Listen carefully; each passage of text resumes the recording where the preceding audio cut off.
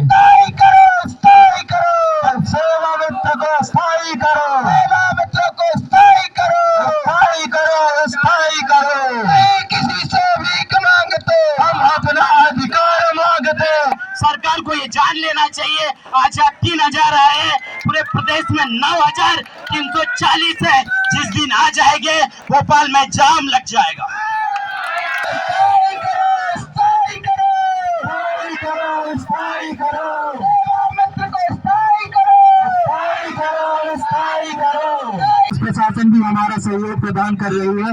अतः आप सभी लोगों से अनुरोध है कि कोई भी अभी कहीं भी नहीं जाएगा, सभी अपने स्थान पर बैठे रहेंगे। सर, हमने एक इंटर्नशिप के तहत ये ज्वाइन किया था, वो 6 मंथ का था। फिर हमें एक्सटेंड कर दिया गया, 6 महीने हमारे बढ़ा दिए गए।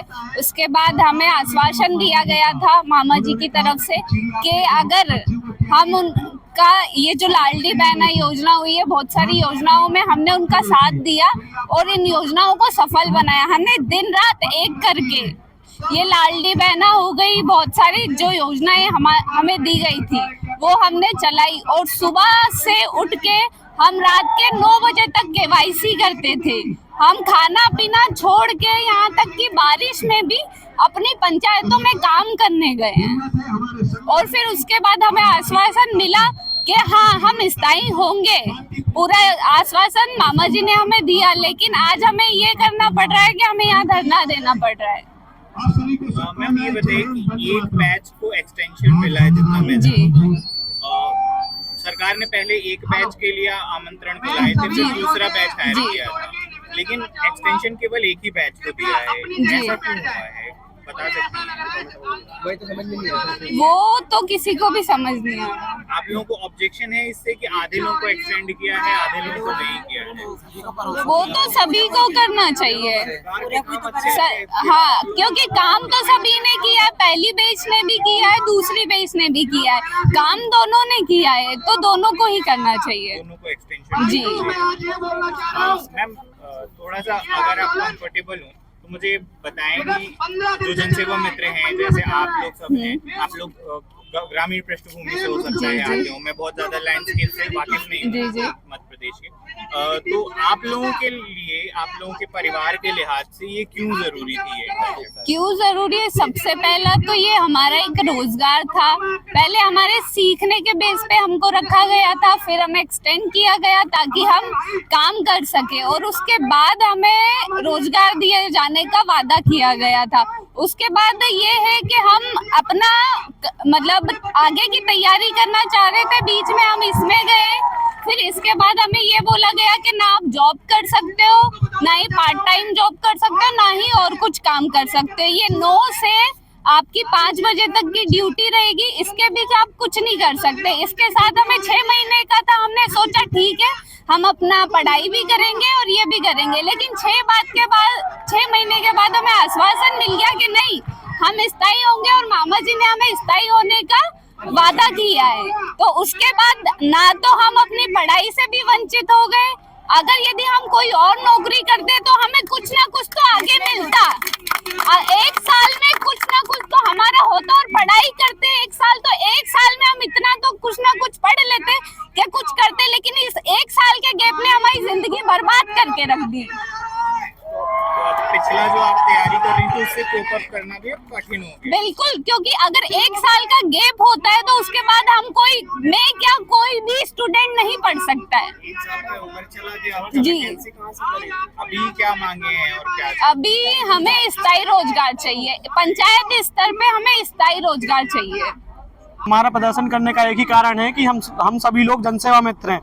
हमारी नियुक्ति पिछली सरकार में 2023 में हुई थी, तो हम लोगों का काम ये था कि मतलब जो गवर्नमेंट की जो भी सरकारी योजनाएं थी, इनको धरातल पर कैसे मतलब अंतिम पंक्ति के व्यक्ति को कैसे उस योजना का लाभ पहुंचाया जाए, उन सब योजनाओं का हम व्यक्तियों को लाभ दिलाते थे। जैसे लाडली बहना योजना हो गई, और भी जो किसान सम्मान निधि हो गई, PM आवास योजना हो गई, और भी जो राशन कार्ड हो गया और भी जो सरकारी योजनाएं, जो लोक कल्याणकारी योजनाएं रहती थी सरकार की, उन सबका लाभ दिलाना हमारा काम रहता था। तो हम लोग पिछले साल से मतलब काम कर रहे हैं। तो बैच 1 और बैच 2 के रूप में हमारी नियुक्ति हुई थी। तो बैच 1 को सरकार ने अगस्त माह में पिछले सरकार में एक्सटेंड कर दिया था। और चुनाव के टाइम पे मतलब हमारे पूर्व मुख्यमंत्री श्री शिवराज सिंह चौहान जी ने कहा भी था कि आप लोगों का भविष्य बनाइए, हम आपका भविष्य बनाएंगे और आपको स्थायी रोजगार प्रदान करेंगे। तो उन्होंने बार बार हमें यही वादा किया कि हम आपको स्थायी रोजगार प्रदान करेंगे, आप अच्छे से काम कीजिए, हम आपको जरूर वो सुनेंगे। तो लेकिन अब नई सरकार आने के बाद हमारी कोई भी मतलब 31 जनवरी को हमारा लास्ट था, उसके बाद ना सरकार ने हमारा एक्सटेंड करने का कोई भी लेटर इशू किया है, ना हमें ये बताया कि आपको हटा दिया गया है। तो हम इन्हीं मांगों को लेकर हमें स्थायी रोजगार दें, इन्हीं मांगों को लेकर हम अपना इधर प्रोटेस्ट कर रहे हैं। थोड़ा सा मुझे अपने बारे में बताइए कि जैसे कि ये इंटर्नशिप थी, ये इंटर्नशिप आपके लिए क्यों जरूरी थी? जी जी, पारिवारिक बैकग्राउंड अगर कंफर्टेबल हो बता सके और उस लिहाज से बता सके। जी जी जी जी, और एक जगह खड़े रहिए। जी जी जी जी, ये मैं मध्यम वर्गीय परिवार से आता हूँ और ये इंटर्नशिप मेरे लिए बहुत हेल्पफुल, ऐसा मैंने सोचा था कि ये मेरे करियर में बहुत आगे मुझे लेके जाएगी। और ऐसा कहा भी था कि मुख्यमंत्री जी के द्वारा और भी सुशासन संस्थान है जो अटल बिहारी वाजपेयी, उनके द्वारा भी ऐसा कहा गया था कि आप इंटर्नशिप कीजिए, आपको हम अच्छा प्लेसमेंट दिलवाएंगे और स्थायी रोजगार देंगे। तो हमने उसी उम्मीद से मैं सर आपको बताऊं कि मैं भोपाल में रहता था, मैं स्टडी कर रहा था और मैं गवर्नमेंट जॉब की तैयारी कर रहा था। तो मैंने इंटर्नशिप इसीलिए ज्वाइन की थी कि मुझे कुछ इसका बेनिफिट मिलेगा। मैं अपने मतलब मैंने पिछले 1 साल से मैं इसमें दे रहा हूँ, टाइम दे रहा हूँ। तो मेरा 1 साल भी तो खराब हुआ है, मैं 1 साल में कुछ और एग्जाम वगैरह देता गवर्नमेंट का तो मेरा वो भी कुछ जाता। तो मैं 1 साल से इसमें काम कर रहा हूँ और मुझे आशा थी कि ऐसा कुछ होगा। मैं मध्यम वर्गीय परिवार से आता हूँ, इतना कुछ है नहीं, मेरी एज भी हो चुकी है। तो मैं इतना घर वाले भी अफोर्ड नहीं कर सकते कि आपको भोपाल में रहें या फिर अब मैं क्या करूँगा, अब मैं इसके बाद क्या करूंगा? सरकार ने हटा दिया, मैं कहाँ जाऊंगा? सरकार ने बोला था स्थायी रोजगार दिलाएंगे, लेकिन अब तो सरकार कुछ कह ही नहीं रही। कहाँ आप प्लेसमेंट करवाइए, कहीं करवाइए। आपने पिरामिड फाउंडेशन के साथ टाई अप किया था, आपने और भी जो NGO वगैरह थे उनके साथ भी टाई अप किया था सरकार ने, लेकिन ऐसा कुछ कहाँ गए? वो कहाँ गए साइन, कहाँ गए MOU? हमें मतलब ऐसा कुछ बताइए ना, आप आइए, सरकार जवाब दे इसका कि मतलब कहाँ रोजगार दें हमको, हम कहाँ लेंगे, हम कहाँ जाएंगे, कहाँ सर्टिफिकेट दिखाएंगे हम कि कौन हमें रोजगार देगा, ये भी तो बताइए आप। मतलब हम कहाँ उसके लिए जाएं? आप किसी जॉब की तैयारी भी कर रहे थे सरकारी? जी मैं तैयारी कर रहा था। कितने सालों से लगभग? मैं सर 3-4 सालों से कर रहा था। 3-4 साल? जी। तो इस इंटर्नशिप के कारण वो कैसे प्रभावित हुई? वो इंटर्नशिप के कारण ऐसे प्रभावित हुई क्योंकि हम लोगों को फील्ड वर्क का काम दिया जाता था। पर डे हम लोगों को मतलब टारगेट रहता था कि गांव में जाएं, पंचायत में विजिट करें, लोगों का डाटा कलेक्ट करें, मतलब मिनिमम 10 या 20 लोगों को जोड़ें, उनसे पूछें आपकी क्या समस्या है, उनका नाम दर्ज करें और ये सारा डाटा हम हमारे ब्लॉक कोऑर्डिनेटर थे उनको देते थे। वो CM वैल्यू सर जो रहते थे मतलब डिस्ट्रिक्ट लेवल पे, वो उनको डाटा देते थे और उनसे समस्या पूछते थे। वहां से कॉल आता था और अगर जो मतलब किसी को लाभ लेना रहता था, मान लो तहसील पे जाना हुआ, कुछ सचिव वगैरह हुए जो पंचायत लेवल पे, वो कुछ काम नहीं कर रहे लोगों का, तो वो हमारे द्वारा उनको माध्यम के द्वारा वो किया जाता था। ये सब काम करने के बाद आपको तैयारी घर जाके नहीं होता, सुबह से शाम यही रहता था हमारा। और कुछ कहना चाहते हैं आप मीडिया के? और कुछ मैं यही कहना चाहता हूँ कि अगर आपने मैं जैसा कि आपने कहा था मुख्यमंत्री जी ने कि ये दुनिया की सबसे बड़ी इंटर्नशिप है, तो उसका फायदा क्या है? इंटर्नशिप तो हमने कर ली, हम कहाँ जाएंगे? हमें ये बताइए आप। हमारा सब यही कहना है, हमें स्थायी रोजगार दीजिए या फिर कहीं प्लेसमेंट करवाइए। कृपा करो गुरुदेव की नाई, जो 7 बार पाठ करे कोई, टूटे बंदे महासुख होई। जो यह स्वागत है। तो मुख्यमंत्री ने हमें कितनी बार बुलाए थे बूट कैंप में? तो क्या हम एक बार नहीं बुला सकते? कैसे बुलाओगे? हमने ये बात निर्णय लिया। हम सभी जनसेवा मित्र ग्रामीण क्षेत्रों में जाके लाडली बहनाओं का हमने EKYC किया, DBT करवाया, उनको योजनाओं का लाभ दिलवाया और उनके जो भी उनको योजना से रिलेटेड जो जानकारियां नहीं थी, हर जानकारियां उन लोगों को दी। हम फरवरी से इस जन सेवा मित्र में आए थे और हमारा एक्सटेंशन फिर हुआ। जुलाई के बाद हमारा एक्सटेंशन फिर से 6 महीने हुआ और हम फिर से लगातार उस काम को लगातार करते हुए गांव में सभी लोगों को जानकारियां पहुंचाते थे, योजनाओं का लाभ दिलाते थे। जहां तक जिस महिलाओं को लाभ नहीं मिलता था, खासकर नारी शक्ति, जहां पे नारियों को कोई भी लाभ नहीं मिलता है, नारी वहां पर बहुत पिछड़ी हुई रहती है। गांव में खासकर नारियां घर से बाहर नहीं निकलती हैं, उनको किसी भी योजना का लाभ नहीं मिलता है। और ज्यादा जहां तक शहरी में होता है, शहर में बता दिया जाता है, पर गांव में कोई भी महिला किसी को नहीं बताती, ना ही उनको जानकारी रहती है। उन तक हम जमीनी स्तर पे जाके सभी महिलाओं को लाभ दिलवाएं, उनका सभी तरीके से रोजगार में पंजीयन करवाएं, लाडली बहना का फॉर्म भरवाएं, हर तरीके से उनका मदद हमने करवाया था। हमारा सिर्फ एक है कि हम सभी को स्थायी रोजगार दिया जाए, क्योंकि हम सभी ने साल भर तो इसमें काम किया। हमने जो पढ़ाई भी की थी, उस पढ़ाई में भी अवरोध उत्पन्न हो गया है। उस पढ़ाई को हम अगर फिर से स्टार्ट करना चाहेंगे तो उसमें बहुत दिक्कतें आएंगी, क्योंकि जो हम लगातार पढ़ाई करते जाते हैं उसका एक दिमाग में बैठ जाता है। बट अगर एक साल भी अगर आप छोड़ देते हैं तो पढ़ाई से हम वंचित हो जाते हैं, हम दूसरे लाइन पे चले जाते हैं।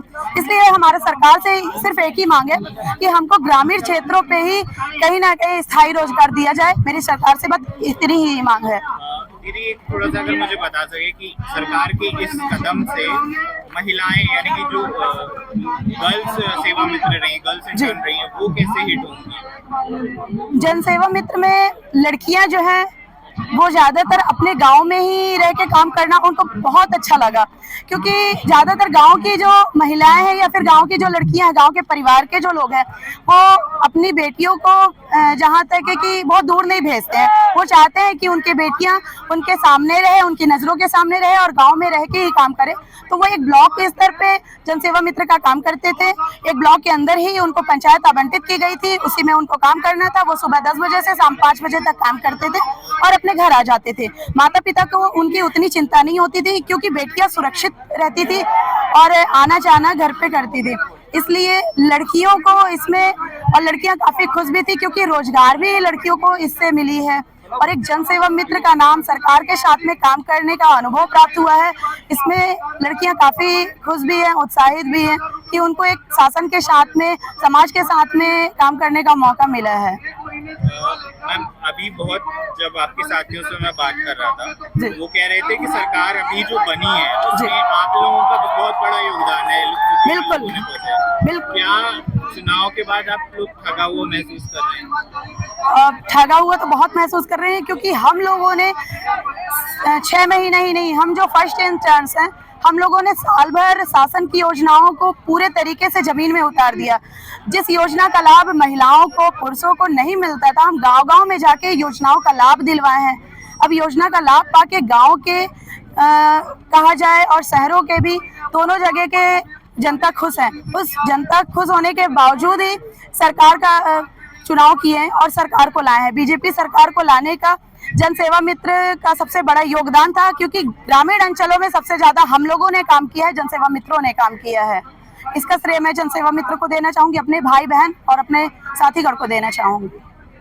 सर, अगर स्थायी नहीं करते तो इससे हमारा पूरा करियर खत्म हो जाएगा, क्योंकि हमने सब कुछ छोड़ के इस इंटर्नशिप में अपना पार्टिसिपेशन किया था और 100% रिजल्ट दिया। ये सरकार को भी पता है, शासन प्रशासन की सारी योजनाओं को जन जन तक पहुंचाया है। जब सारे जो वहाँ के अधिकारी थे, जैसे सचिव, आंगनबाड़ी कार्यकर्ता, GRS, ये सब वहाँ पे धरने पे बैठे हुए थे, तो हमने सबने मिलके ये लाडली बहना योजना और कई प्रकार की योजना जो थी वो उनको जन जन तक पहुँचाया है। और बहुत अच्छा, सबने बहुत ज्यादा सहयोग किया है जन सेवा मित्रों ने।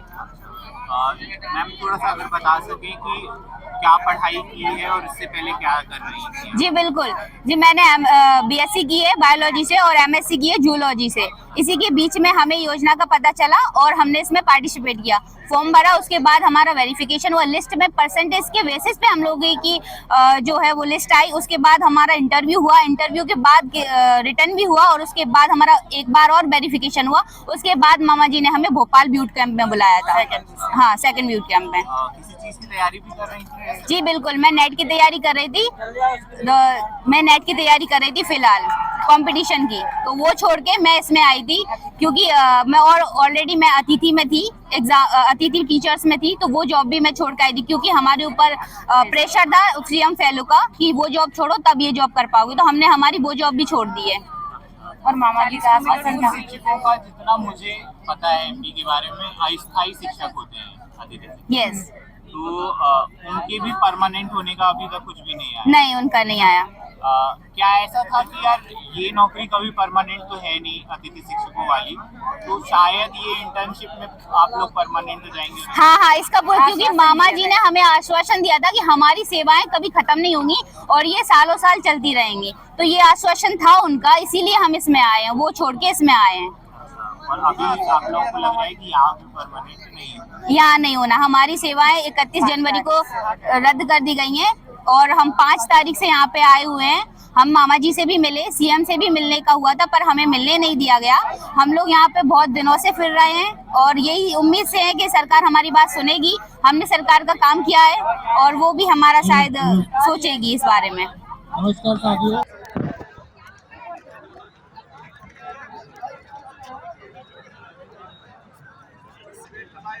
भैया पीछे वाले राइट साइड में जो जनसेवा मित्र खड़े हैं वो बैठ जाओ, मेरी आवाज आ रही हो पीछे।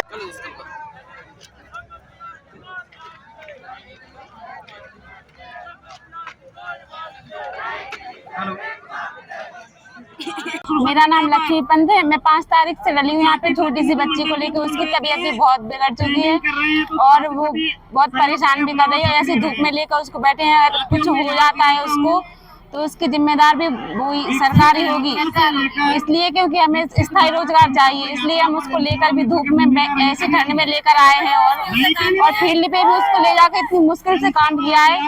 इसलिए हम चाहते हैं कि सरकार हमें स्थायी रोजगार दे। मैम जब अप्लाई कर रही थी कैसे इसके बारे में पता चला और मतलब क्या सोचा था, क्यों अप्लाई किया था? हमने ये अप्लाई किया था 6 महीने काम करेंगे और फिर मामा जी ने आश्वासन दिया। हमने मतलब यही सोच के अप्लाई किया था कि आगे चल के हमारे भविष्य के बारे में भी सोचेंगे मामा, इसलिए हमने सोचा कि हमारे साथ साथ बच्ची का भी भविष्य सुधरेगा, इसलिए हमने इसको अप्लाई किया था। कहाँ से आई है मैम? अशोकनगर जिला। अशोकनगर जिला।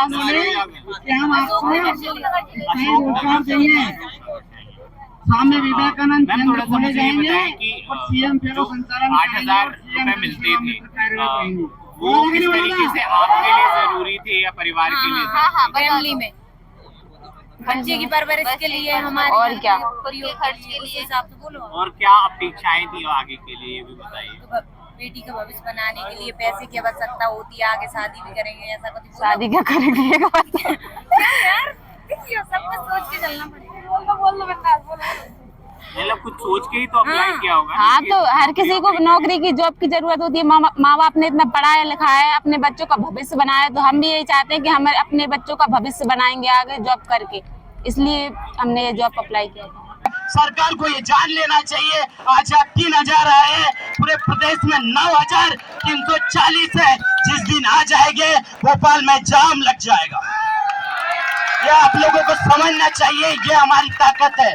163 सीट ला के दिए, जिसको हम 163 सीट, आज तक बीजेपी सरकार की कभी 163 सीट नहीं आई है। आप रिकॉर्ड उठा के देखिए, जनसेवा मित्र में बनाया, 1 साल तक काम किया, उसके बाद 163 सीट आई है। ये प्रधानमंत्री को भी समझना चाहिए और इस प्रदेश के नए मुख्यमंत्री को भी समझना चाहिए। आगे के संबोधन के लिए हमारे ही साथी ऋतुराज यादव आए और वो भी अपने संबोधन को रखें। जब हम लोग की फर्स्ट बैच आई उससे पहले ना हम लोग क्या कर रहे थे, तैयारियां कर रहे थे, व्यापम की तैयारी भी की ESV के थ्रू, लेकिन इसके बाद में बीच में मध्य प्रदेश सरकार एक अपना बहुत महत्वपूर्ण युवाओं को लेकर एक कदम उठाती है, मुख्यमंत्री जनसेवा मित्र करके एक इंटर्नशिप प्रोग्राम लॉन्च करती है। उसके थ्रू हम लोग को दिखाया गया कि इंटर्नशिप प्रोग्राम में पैरामिल फाउंडेशन, मुस्कान ड्रीम्स और चाय सुट्टा बार, बहुत सी ऐसे जो मतलब आज की स्थिति में बहुत अच्छे अच्छे फाउंडेशन, उन्होंने अपने मतलब जब हम लोग का बूट कैंप हुआ उसमें बताया गया कि हमारी MOU शान है, इनकी रोजगार की चिंता हम भी करेंगे कहीं ना कहीं। माननीय मुख्यमंत्री जी ने तत्कालीन मुख्यमंत्री जी ने यह आश्वासन दिया था कि आप लोग सरकार की योजनाओं का जमीनी स्तर पे क्रियान्वयन करवाइए। यदि आपके कुछ अच्छा होता है तो हम आपके भविष्य, आप यदि जनता के भविष्य की चिंता करें, मध्य प्रदेश की जनता के भी भविष्य का चिंता करना जनसेवा मित्र का काम है, और जनसेवा मित्रों के भविष्य की चिंता करना आपके मामा और तत्कालीन मुख्यमंत्री शिवराज सिंह चौहान जी का काम है।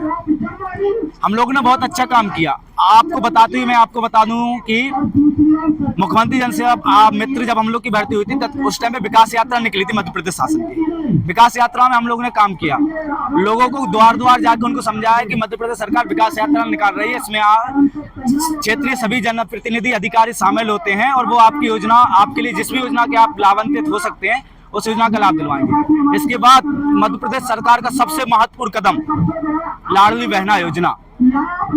माननीय मुख्यमंत्री जी, भाजपा सरकार खुद ही मान चुकी कि लाडली बहना योजना का इस चुनाव में बहुत बड़ा योगदान रहा है। तो मैं बता दूं आपके लिए कि उस लाडली बहना योजना को जमीन पर उतारने में यदि सबसे महत्वपूर्ण यदि किसी का योगदान रहा तो वो मुख्यमंत्री जनसेवा मित्रों का रहा है। उस टाइम पे मध्य प्रदेश सरकार के सभी कर्मचारी जो जमीनी स्तर पे होते हैं, आंगनबाड़ी कार्यकर्ता, आंगनबाड़ी सहायक, रोजगार सहायक, ग्राम पंचायत सचिव, पटवारी, सब लोग अपनी अपनी मांगों को लेके धरना पे बैठे थे। तब मुख्यमंत्री जनसेवा मित्र जमीन पे उतरे और लाडली बहना को इस प्रकार से इम्पैक्ट में खड़ा किया, एक क्रांति ला कर आए और लाखों लाडली बहना खड़ी कर दी। सबको आज योजनाओं का लाभ मिल रहा है। उस लाडली बहना की वजह से सरकार, भाजपा सरकार पुनः सरकार में आ गई और हम लोग ने उसी काम को देखकर सरकार ने जो बैच 1 के जनसेवा मित्रों की भर्ती हुई थी उसको 6 महीने और बढ़ाया था और साथ में 4500 जनसेवा मित्रों की और भर्ती की थी। इसके बाद सेकंड बैच ने भी बहुत काम किया, लोगों को जमीन जमीन पे जा, घर घर जाके सरकार की बहुत सी योजनाएं जो हैं, किसान कल्याण निधि, सेंट्रल गवर्नमेंट की भी जो सरकार ने योजना है, जल निगम के जो काम कर रहे हैं घर घर पानी पहुंचाने का, इन सबको बताया कैसे क्या है। अभी मैं एक चीज और बता दूं कि इस बार मतलब वोटिंग में कुछ पूरे मध्य प्रदेश में थोड़ा सा मतलब इंक्रीज हुई है वोटिंग। उसके पीछे भी हम लोग ने जो अवेयरनेस कैंपेन चलाए हैं उसका भी बहुत बड़ा योगदान है। हम लोग ने पंचायत स्तर पे कैंपेन चलाए हैं, जनपद पंचायत सीओ के कहने पे बहुत सी जगह गांव-गांव जाके कैंपेन किए इलेक्शन के लिए कि आप वोट डालिए, बहुत महत्वपूर्ण है। और उसका फर्क देखने को मिला कि मध्य प्रदेश में वोटिंग का इजाफा हुआ है। अब लेकिन वर्तमान में हम लोग के लिए 31 जनवरी जो हम लोग का लास्ट था, कोई जानकारी नहीं है कि हमारा एक्सटेंशन हुआ है, कि हम लोग को निकाल दिया गया है। कोई अभी तक ना तो हमारे मध्य प्रदेश सरकार द्वारा, ना ही हमारा जो संस्थान है जिसके थ्रू हम लोग काम कर रहे हैं, अटल बिहारी वाजपेयी नीति विश्लेषण संस्थान, वहाँ के सीओ सर हैं लोकेश शर्मा जी, ना उनके द्वारा कोई आदेश जारी किया गया है जी। और एक और चीज मैं कहना चाहता हूँ, सरकार एक तरफ बोलती है कि सुशासन, हम सुशासन स्थापित करेंगे मध्य प्रदेश में, लेकिन 9000 परिवारों का रोजगार मिटा के ये कौन सा सुशासन मध्य प्रदेश सरकार करना चाहती है, और वो भी उन युवाओं का जो युवा मध्य प्रदेश में सुशासन के लिए काम करते हैं। सुशासन के लिए सुशासन संस्थान द्वारा हम लोग नियुक्त किए गए थे, इसके बावजूद भी सुशासन के लिए काम करने वाले जनसेवा मित्रों को हटा के मध्य प्रदेश सरकार क्या पता कौन सा सुशासन मध्य प्रदेश में स्थापित करना चाहती है। एक चीज थोड़ा सा बताएं, ये थोड़ा सा हो सकता है क्वेश्चन अब खटपटा हो, हाँ, लेकिन जो 8000 रुपए जो मिलते थे आप लोगों के लिए या जो बाकी जनसेवा मित्र थे उनके परिवार के लिए क्यों मायने रखते थे? मायने ये 8000 रुपये मैं बता दूं, आप मतलब हम लोग अपने गांव पे अपने घर पे रह के आसपास की पंचायतों में काम करते हैं। हम लोग को ज़्यादा दूर नहीं जाना होता था, मैक्सिमम की स्थिति में 30 से 35 किलोमीटर हम लोग के लिए यदि पंचायत मिली है, किसी के लिए 2 या 5 किलोमीटर भी मिली है।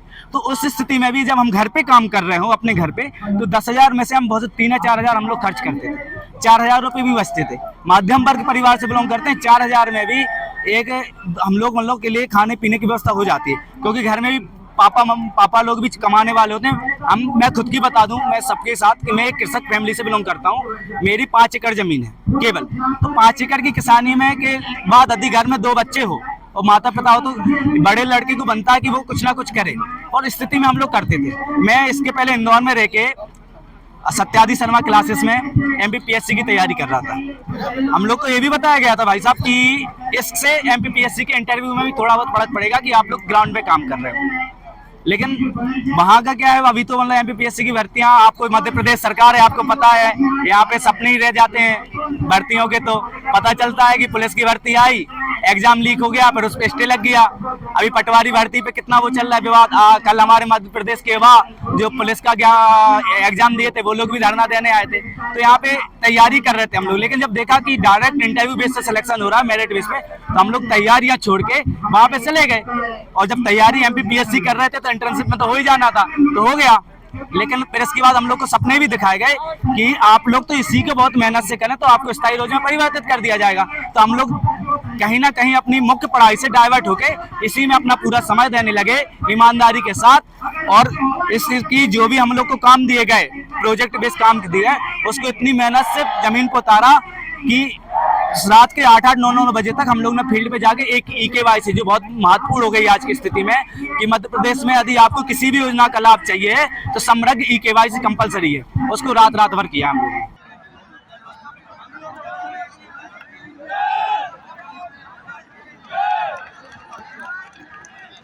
बहुत बहुत धन्यवाद बहना। हमारे बीच से जबलपुर से भाई है, वो भी आपको संबोधन करेंगे। लड़ेंगे। सर परेशानियाँ तो यह है कि हमें 1 वर्ष की इंटर्नशिप दी गई थी। इसमें इंटर्नशिप तो हमें सीखने के लिए दी गई थी, लेकिन शासन और प्रशासन ने हमसे प्रचार भी करवाया गया, चुनावी प्रचार। और चुनावी प्रचार में हमें बोला गया कि आपको इसी के माध्यम से हम आपको स्थायी रोजगार देंगे। तो स्थायी रोजगार फिर देना चाहिए, हमें बाहर क्यों कर रहे हैं।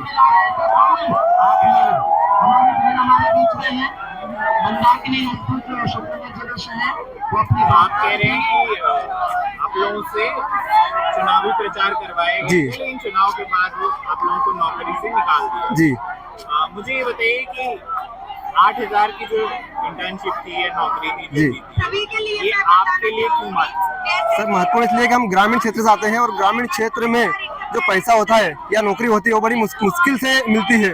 आर्थिक सहायता तो होती है, लेकिन नौकरी मिलना कठिन होती है।